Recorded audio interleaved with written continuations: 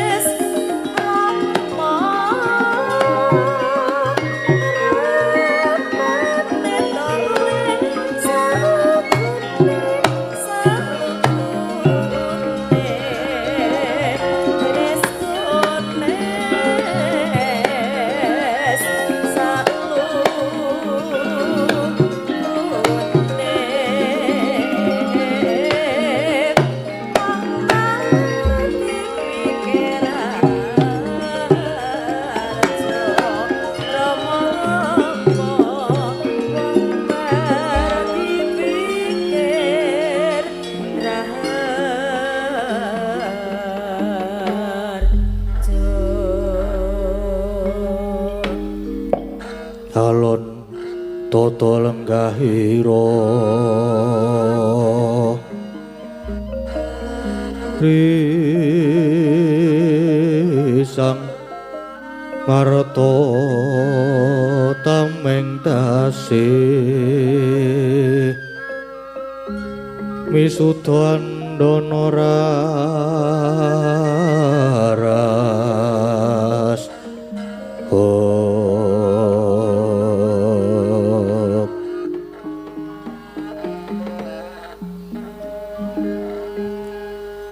Duh jimat sesembahan kula Kanjeng Ibu rawuh paduka ingkang putra keparenga ngaturaken sumengkeming pabekti Ibu. Putraku ngger wong bagus ngaturake pabekti banget ndak tampa ndadekke teguh kayiwananing pun Ibu ngger. Pangestuku tampanana ngger Abimanyu. Nuwun kapundi dadosaken jimat paribih Ibu Wara Srikandhi kula ngaturaken sumengkeming pangabekti. Ya Ger, wis dak tampa karya bongbong ing penggalih. Pangestunipun Ibu wae tumanduka marang sira ya Ger Abimanyu. Nun inggih kapundi dadosaken daya kasantosan kula Ibu. Blegegeg ugeg sadulita mel-mel. Ndara Ayu Wara Sembadra Sembadra lan Ndarayu Wara Srikandhi kula inggih ngaturaken sungkem pangabekti. Ya Kakang Semar wis ndak tampa nanging tiba padha-padha. Kakang Semar yo wis ndak tampa tiba padha-padha. Ndarayu kekalipun kula gareng ngaturaken sumengkeming pangabekti. Kula inggih ngaturaken sungkem Ndarayu. Sungkem kula Ndarayu. Punakawan Gareng Petruk Bagong wis tak tampa kanthi seneng. Gareng Petruk Bagong tak tampa. Kanjeng Ibu. Lajeng keparenga cumadung dawuh. Wonten wigatos ing karsa ingkang kados pundi kepareng rawuh wonten kasatriyan Tanjung Anom. Menapa badhe paring duka Ibu? Yuyongger, rawuhipun Ibu kejaba wis kapang marang putraku. Yaktinipun Ibu iki bubar wae nyumpena ngimpekke marang sira putraku Abimanyu.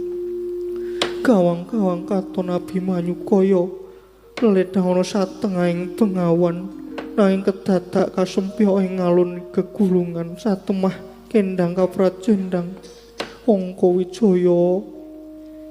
Bareng pun Ibu sare nganti gragapan rasaku tumulipun Ibu nganti marang ibumu ya diajeng Wara Srikandhi iki praptana ing Tanjung Anom. Tuwe kawidadaning putraku Abimanyu Ger. Ibu paduka sampun prisa piyambak bilih ingkang putra tansah ayem kemawon lan tansah pinaringan kabagas warasan. Yuyong Ger, syukur yen mangkono nanging jejering Ibu lamun nyumpena kang kaya mangkono mesti wae melang-melang Ger. Kakang Semar rening panjenengan kuwi disepuhke. Munggo sing dadi pangimpenku iki mawa pralampita apa Kakang Semar. Ndarayu. Kula kinten niki kok leres. Niki sasmita. Kadose kok Ndara Abimanyu badhe nampi pacoban. Mila niki mangke kedah ingkang sami praitna lan surtiti ngati-ati lho. Miat langening kalanggiwan aglar pandamoncar tinon ler kekonang surem sorote tan padang kasor lan pajaring purnaming gagono dasare mangsa katiga dadak sakala praptane Dyan Arjuna akarya kagehating kalih.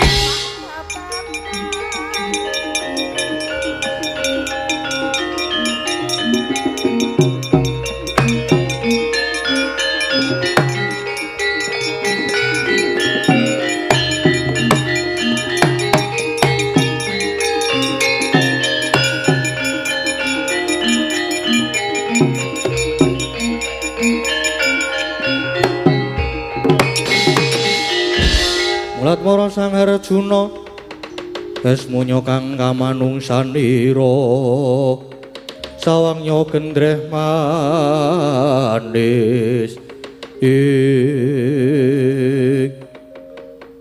boten nginten jebul pangeran bapakne kula prawuh ana ing Tanjung Anom. Iya ibune kula diajeng Sembadra pun kakang kang prapta ngerti kula konco pangeran. Ya Sri Kandi wis ndak tampa. Duh Kanjeng Rama. Sungkem pabekti kula mugi kunjuk Kanjeng Rama Abimanyu. Sira ngaturake pabekti wis ndak tampa. Malah kepara pun Rama bakal paring bebungah. Duh Kanjeng Rama sanget dadosken kagiyating manah. Labatan menapa dene kula badhe dipun paringi bebingah. Ya merga kabeh saka lekasmu. Pakartimu kang wis ngorek-orek. Nyiprati relak letuh gawe wirang marang wong tuamu. Mula pun Rama bakal paring bebungah nyoh iki tanpa ana Abimanyu.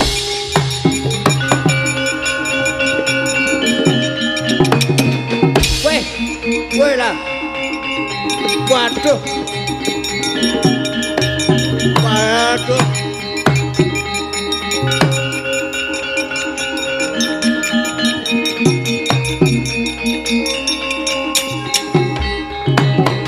Duh Hyang Agung. Iki kepiye kok Abimanyu malah dijempalane bat-bat. Pangeran Arjuna kok malah mentolo menika ados pundi? Niki wau pripun kok ngerti-ngerti Ndara Abimanyu diantem aja do meneng wae ayu do ditututi kae.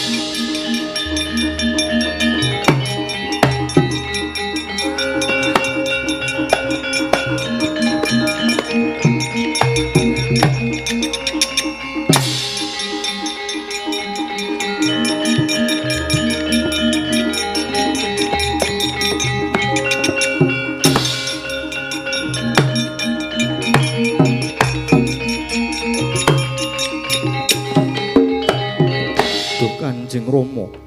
Dosa lan lepat kula menapa ngertos-ngertos kula kok dipun jempalani. Rama menawi ingkang putra saestu nandhang kalepatan. Nadyan kapejawana kula boten badhe silak. Nanging dosa lan lepat kula menapa Kanjeng Rama Abimanyu. Dosamu tok kempit tok indit. Rumangsaku Arjuna ora nate memulang anak supaya nyolong. Ora tau mulang anak supaya dadi maling nanging jebulala gedhamu. Wani tumindak culika. Wani dusta jamus kalimasada. Aduh Rama, kula malah boten ngertos ingkang dipun kajengaken kowe rasah selak rasah kumbi. Pancen kowe anak murang tata wis ngorek-orek raine wong tuwa. Bebasan Arjuna ilang-ilangan ndok siji. Adile mung kudu tak ajar nyoh tampanana.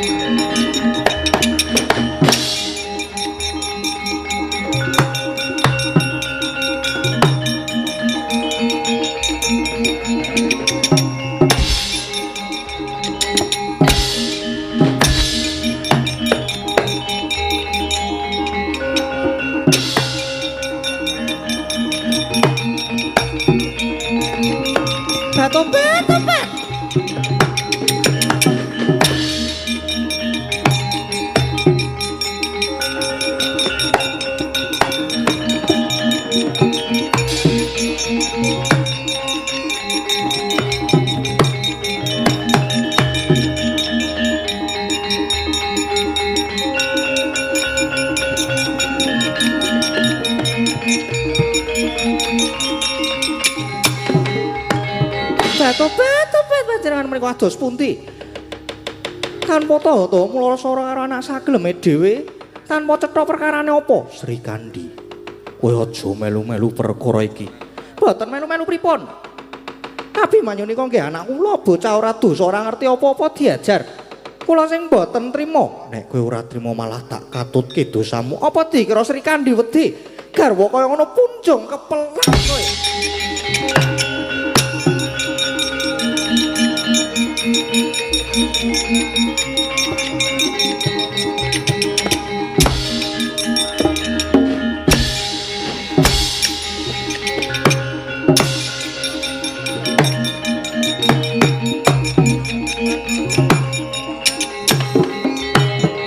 Sri Kandi, aja nganti ngribeti, kepeksa tak lepasi jempare.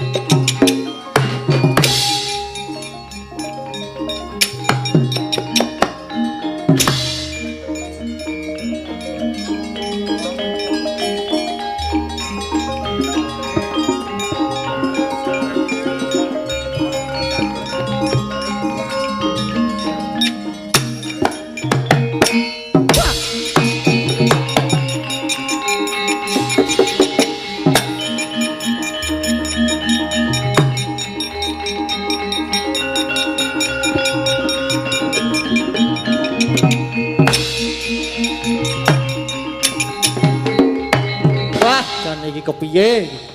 Wah wis jan-jan wis wah. Malah ora karu-karuan Ndara Arjuna tegel ngajar Ndara Abimanyu nganti kuthah ludira Ndara Ayu Sri Kandi maju. Rekane arep ngewangi Ndara Abimanyu ning malah dilepasi jemparing kuntal. Mbuh, aduh mbuh tekan ngendi.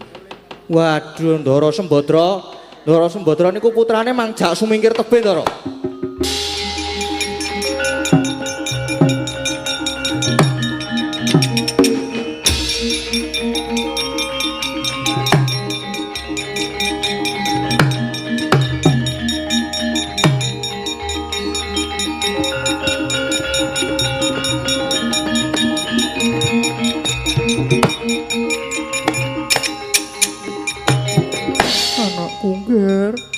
Kula sora karo bapakmu nganti kuthah ludira. Ibu, kula inggih mboten ngertos lepat kula menapa. Ya pun Ibu percaya, Nger. Wis ayo Nger alu wong sumingkir wae, Nger.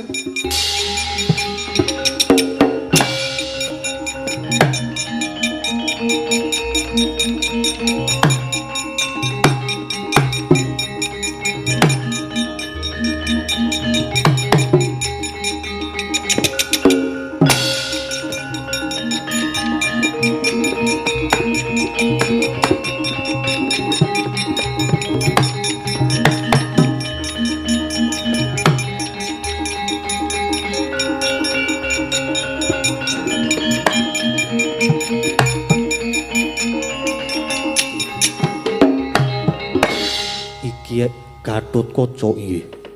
Paman kula aturi emut sampun ngantos nuruti dhateng keberanang enggalih. Dimas Abimanyu menika mboten lepat. Abimanyu cetha luput. Wis gawe wirange wong tuwa mboten. Supados gamblang kula aturi nenggo Dimas Antasena Gatotkaca. Kowe wis melu-melu perkara iki malah tak katutke dosamu nyoh tampanana.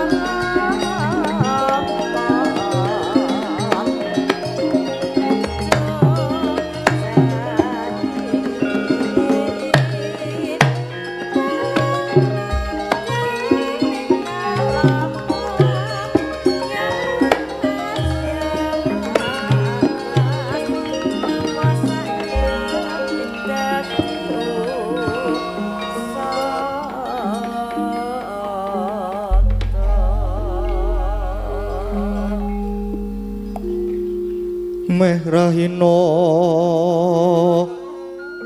semubang iwang haruna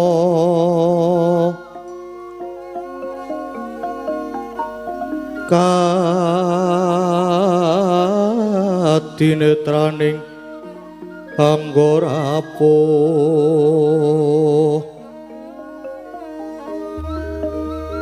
sabdaning kukila ringkanikara saketer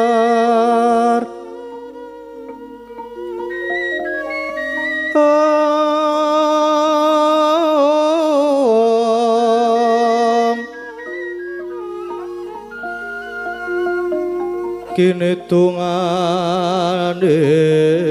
kum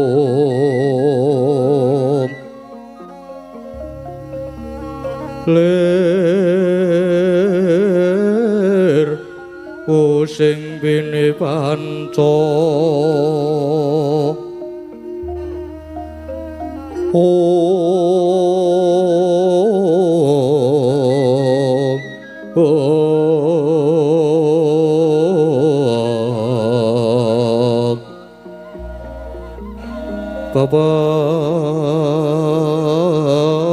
toking ayam ono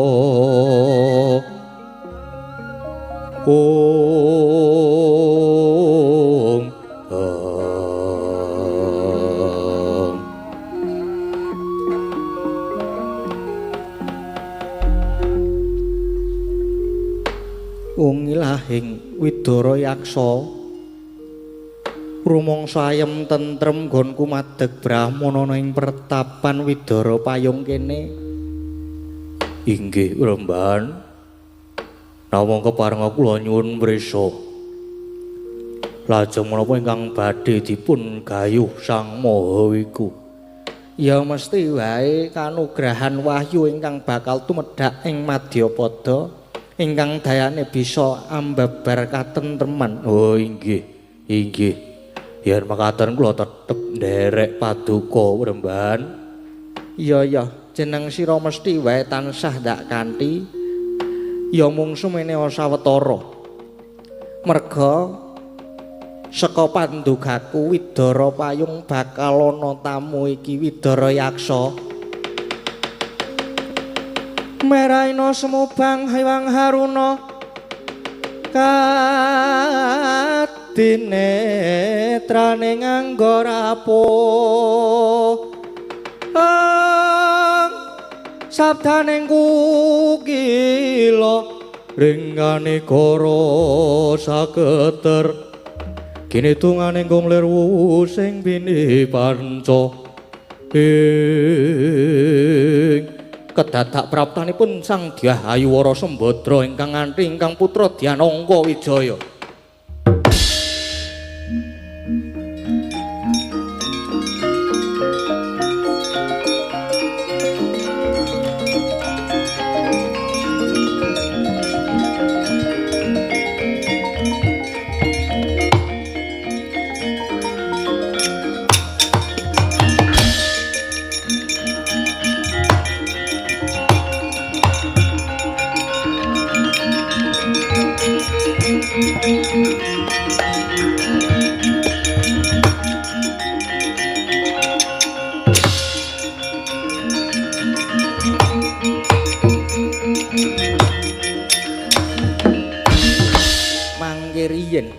Ingkang rawuh menika setunggaling wanita kaliyan nem-neman bagus. Sinten nggih paduka Raden Ayu? Panemban yen durung yen dangu marang aku Wara Sembadra lan iki anakku Abimanyu. Mekaten. Lah wonten menapa kok rawuh wonten pertapan mriki, Bremban? Ya merga saka senggilinge bapakne bocah iki nganti anakku Abimanyu ora luput dijempalani nganti kaya ngene. Mula aku trima mlayu. Malah iki kepasan yoga dene aku ketemu sawijining pendhita kaya paduka Bremban iki. Lilanana aku nunut ngiyup ana kene ora ketamung sedhe lho ya Penemban. Aduh Sang Dewi, mboten kok ateges kula badhe nduwa nanging kalenggan menika kula badhe kisah sawetawis. Kula badhe minggah sowan wonten ing Kahyangan Suralaya amargi menika para brahmana dipun timbali kalian dewa ing Kahyangan supados anekseni anggenipun para dewa badhe paring pidana dhateng titah ingkang kalepatan dhateng dewa. Lan titah menika badhe dipun cemplungaken wonten ing kawah Candra Dimuka. Dene lepatipun titah menika krana ngertos-ngertos dawah wonten ing Kahyangan lajeng dipun anggep ngrisak wewangunan lan pepasrene Kahyangan. Teka mesake titah kuwi. Banjur titah kuwi mau sapa Penemban? Nggih. Titah menika wonten kalih ingkang nalika semanten dipun jemparing kalian Raden Janaka lajeng kendhang kapracendhang ngantos dumugi ing Kahyangan. Dene titah menika ingkang setri nami Dewi Wara Sri Kandi dene ingkang kakung nami Raden Gatotkaca menika Sang Dewi.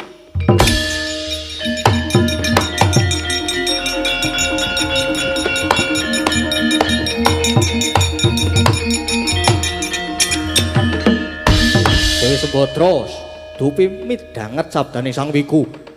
Bila titah ingkang badhe kacemplungaken wonten ing kawah Candra Dimuka menika Dewi Wara Sri Kandi miwah ingkang putra Raden Gatotkaca satemah kaya murup kamurkane kaya ana daya pangaribawa nempuh anggane Sang Dewi sarirane saya mekar jelek dadi buta gedhe salawan-lawan.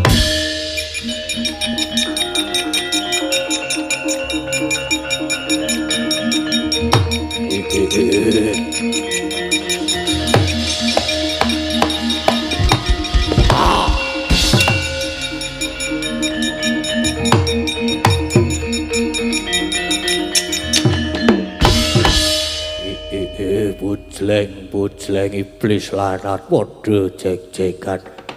Penemban, aku iki Badrayaksa bareng Penemban iki mau dawuh yen to Sri Kandi lan Gatotkaca bakal dicemplung kowe kawah. Oh, aku ora trima. Abimanyu, kowe sawetara mapan ana kene dhisik. Aku tak munggah ning Kahyangan dewa-dewa ora gelem ngulungke Sri Kandi. Wah, ora gelem ngulungke Gatotkaca Kahyangan tak gawe sungsang bawana bali.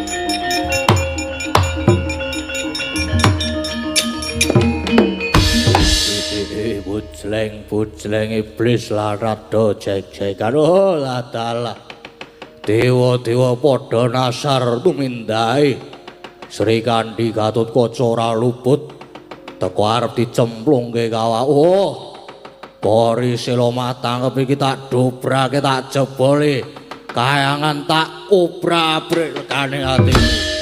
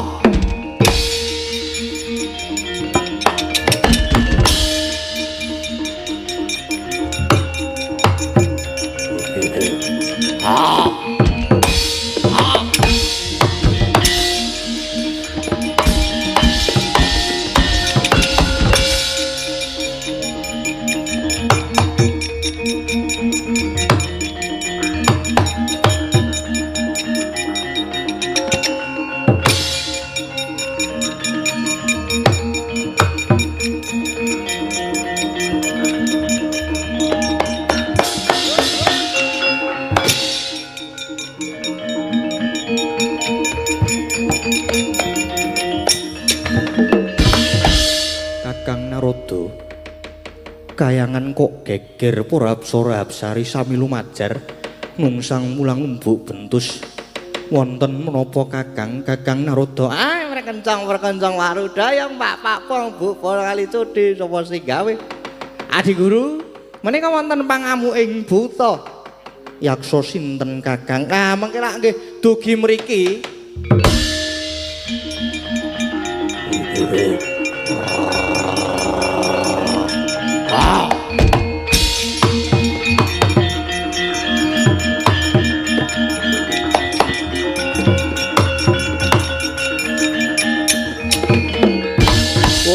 Iki sing tak goleki Bathara Guru.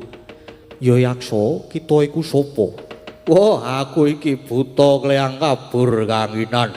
Aku Badra Yaksa. Ngamuk punggung ning kayangan apa karep kita? Merga dewa tumindak sing ora sak mestine. Nyatane wae Sri Kandi karo Gatotkaca tiba ning kayangan nanging malah mbok luputke.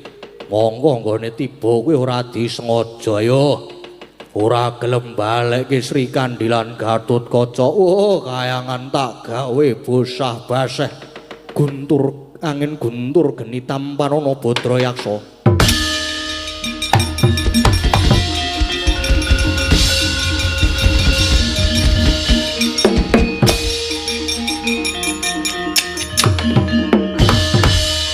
Para Guru, daya kemandenmu Ratu Momo. Kakang Narada, buta menika teka ampuh. Nggih ampuh mawon. Lah Adi Guru niku nggih aneh.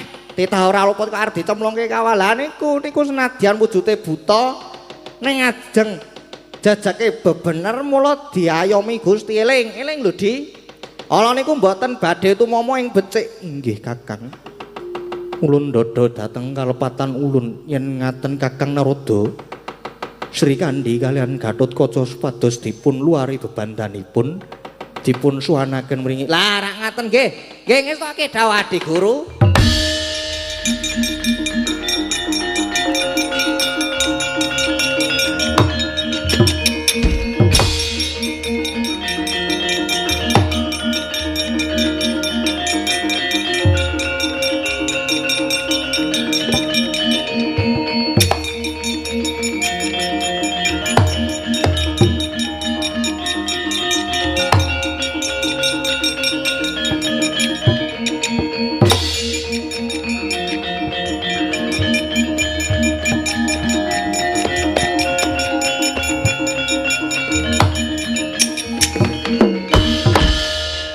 Sri Kandi lan Gatotkaca kita sakloron ulun luari lan Mboya Sida ulun Pidanapati. Malah ulun ingkang minta aksama ya nggih. Batoba teman matur sembah nuwun ping kulon. Matur nuwun kowe kulon. Badra Yaksa, Sri Kandi lan Gatotkaca kanthi bali mudhun Madyapada. Ya maturke panuwun kulon.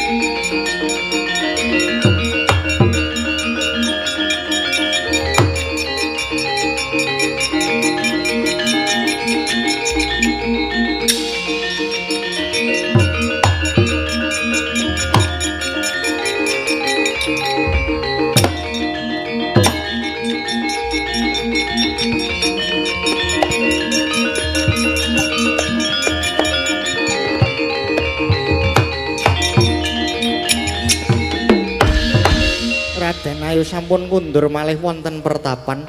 Iya Panembahan, kabeh ya merga saka dawuh pandikamu. Aku wis kasembadan ngluwari Sri Kandi lan Gatotkaca. Syukur yen mekaten syukur. Ngaturaken kenging panuwun Peremban. Kula inggih nderek suwitoran nderek kaya wonten mriki nggih Peremban. Inggih. Inggih mesti kemawon kula tampi.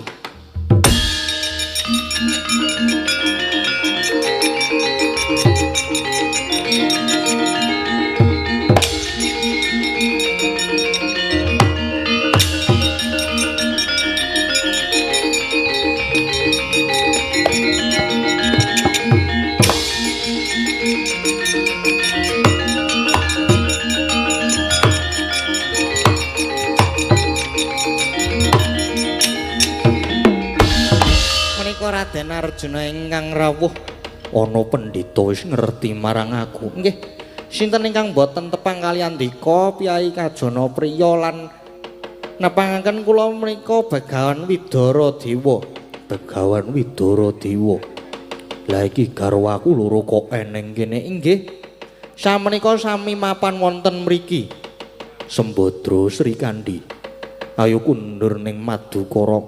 Moh. Bapakne saiki wis dadi wong kejem. Wong tegelan aku wis krasan mapan ana kene. Aku mau bali ning Madukara. Bat. Kula inggih.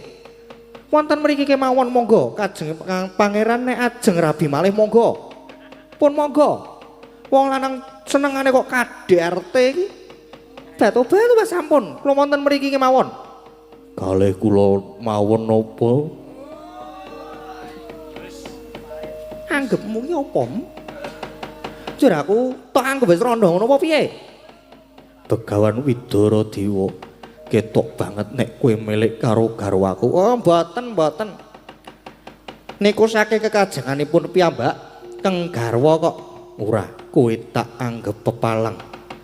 Mung kudu tak untapke nyawamu. Widara Yaksa kowe aja meneng wae untal malang kowe.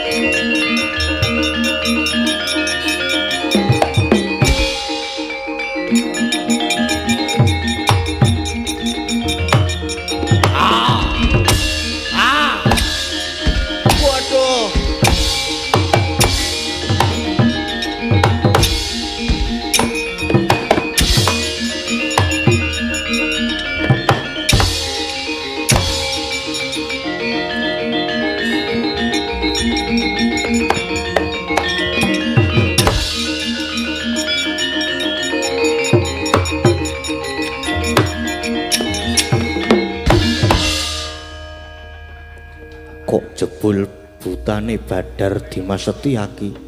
Iya Mas, kula nderekaken pendhita kula. Lah pendhitane kae mau sapa sing dadi Candra Setyaki? Mestine pendhitane alah nggih sinten malih Koko Prabu.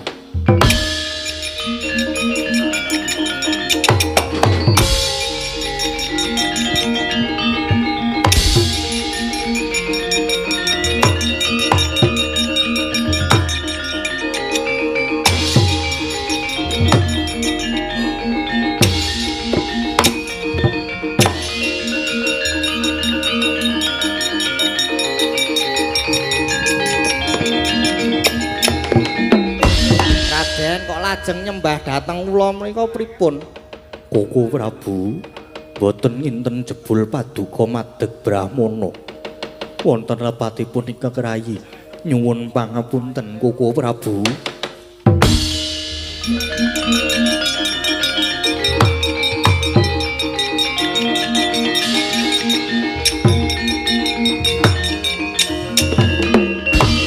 Wisnu kuwi panitise dibenilah dadi loro. Kresna lan Arjuna nanging merga saka petengmu nganti ora bisa ngerti yen Kresna mendhita. Lan meneh, lah kok dadi kowe mentara karo anakmu dhewe? Inggih, kula lepat Koko Prabu. kala wau wonten negari Ngamarta Koko Prabu paring dawuh pangandikan yen to Abimanyu nidra Kyai Jimat Pustaka Jamus Kalimasada. Lah pun Kakang ki sawetara mapan ana Widara Payung kene. Mula ora rawana negara Ngamarta lan Pustaka Jamus kuwi ora ilang nanging pancen tak singetake. Dadi sadurunge pun Kakang madeg dadi pendhita iki mau luwih dhisik nganggo aji panglimunan ngingetake Pustaka Jamus Kalimasada. Merga Jamus Kalimasada ana kang bakal mamrih. Mula banjur tak singetake kejaba saka kuwi Jamus Kalimasada uga tak nggo srana nggone pun Kakang gayuh wahyu katentreman. Ngono kuwi Janaka. Gayuh wahyu katentreman. Menapa sampun kasembadan wis wahyu katentreman wis sinarira. Nanging mengko dayane uga murakapi kanggone para Pandhawa lan kawula Ngamarta. Inggih matur sembah nuwun Koko Prabu. Lajeng Kresna ingkang wonten negari Ngamarta wis timbang kowe mengko malah isin dhewe sumingkira dhisik nemonono garwamu lan putramu Abimanyu kae. Pakde, aku sing sowan Pakde.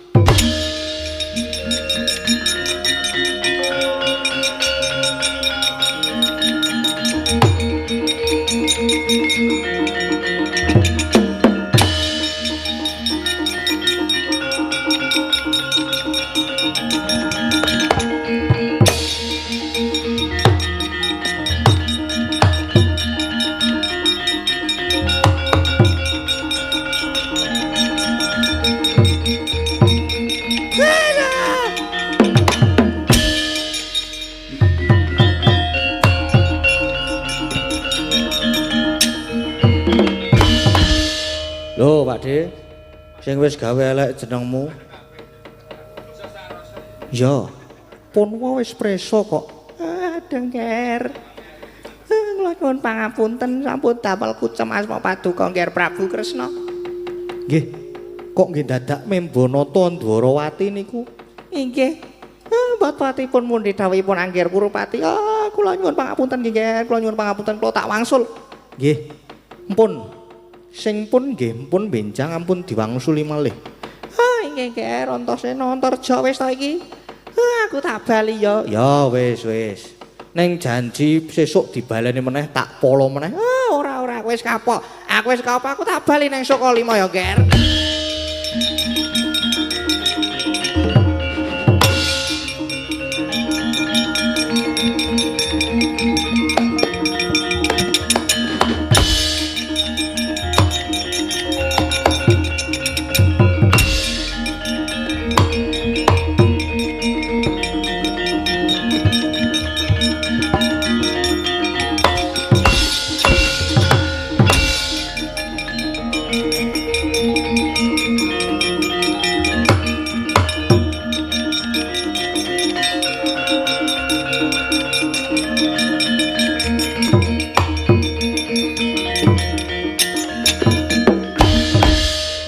Karepe dhewe Bapa Durna diwirang-wirangke. Wah, kowe kabeh merga saka lupute Durna bapakmu. Mbuh ora edep. Nggih Kanjeng Rama wis kundur ning Sukalima. Kowe bali nek wis nyangking sirahe salah siji saka Pandhawa tungkak Tampanana.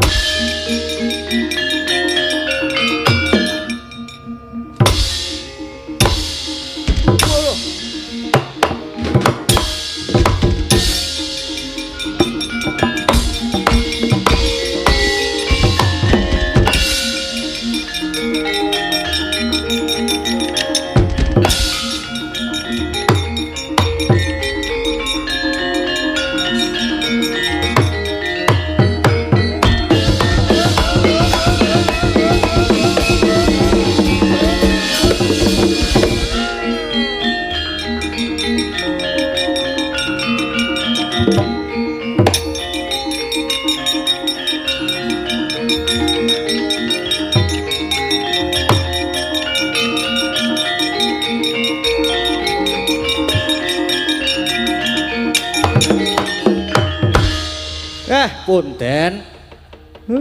Niki lampun wahyu katentreman pun purna. Sing disuwun sageta ambabar kanugrahan agung. Mugi-mugi tansah jinangkung, tansah binerkan Gusti, warga ing Kedung Sriti mrika. Yo. Mugi-mugi tansah binerkan Gusti malih. Tansah pinaringan kabagas warasan. Lancar samudayanipun, lumintu rezekinipun rahayu, rahayu ndara.